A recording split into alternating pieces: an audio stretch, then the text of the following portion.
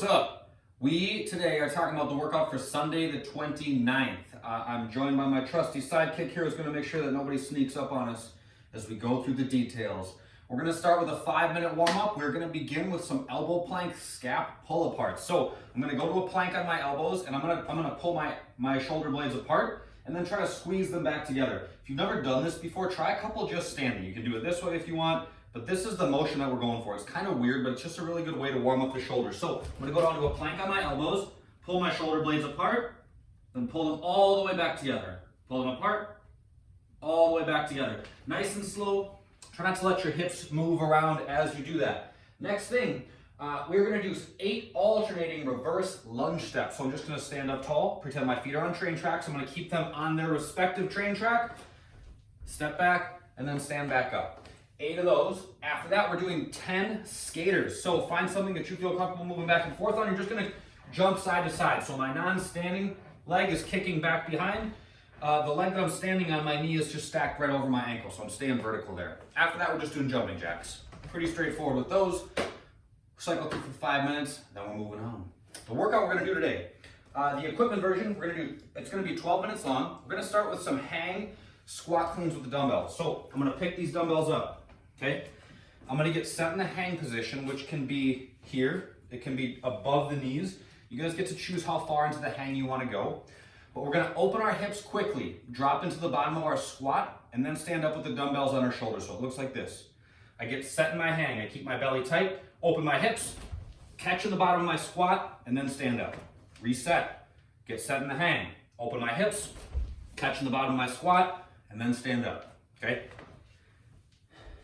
Next, we are moving to jumping lunges. So we're going to get into a lunge. I'm going to touch my back knee to the ground.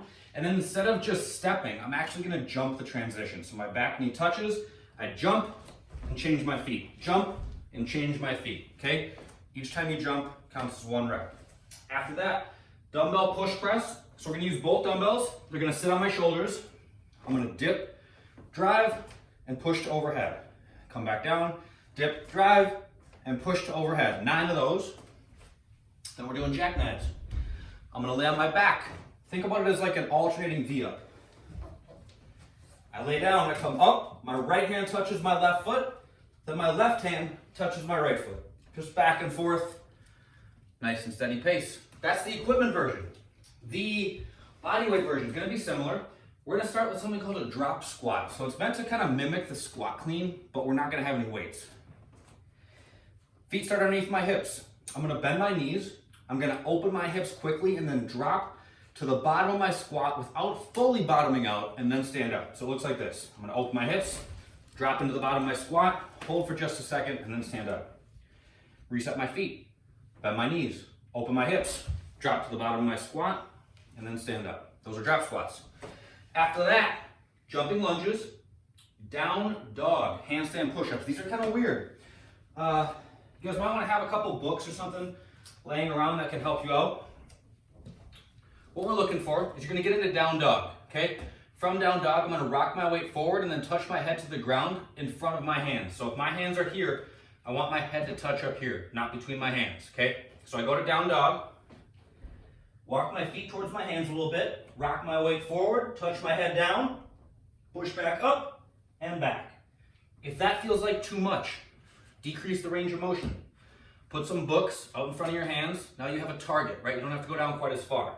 I'm going to go to down dog, walk my feet towards my hands, rock forward, lower down, touch my head, push back up, and back. Bam! Down dog handstand push-ups.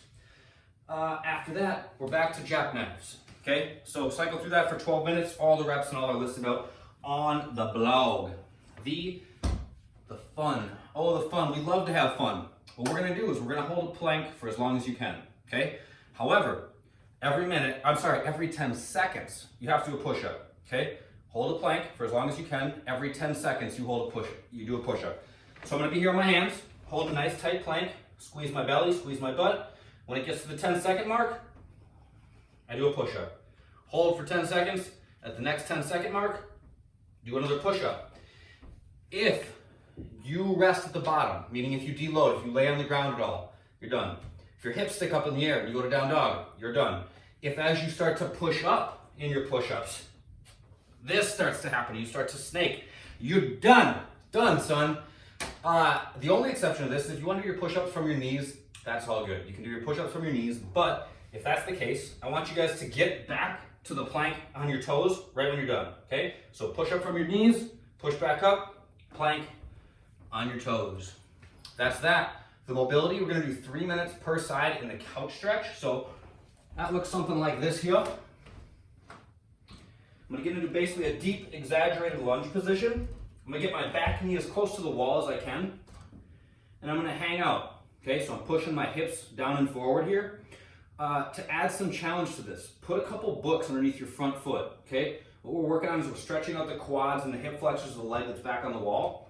But we're also just trying to put some distance front to back between your front leg and back leg. Elevating that front foot does that and can help out a lot. So I think that's it. You got anything else? I think that's it, y'all. I'll talk to you soon. Later.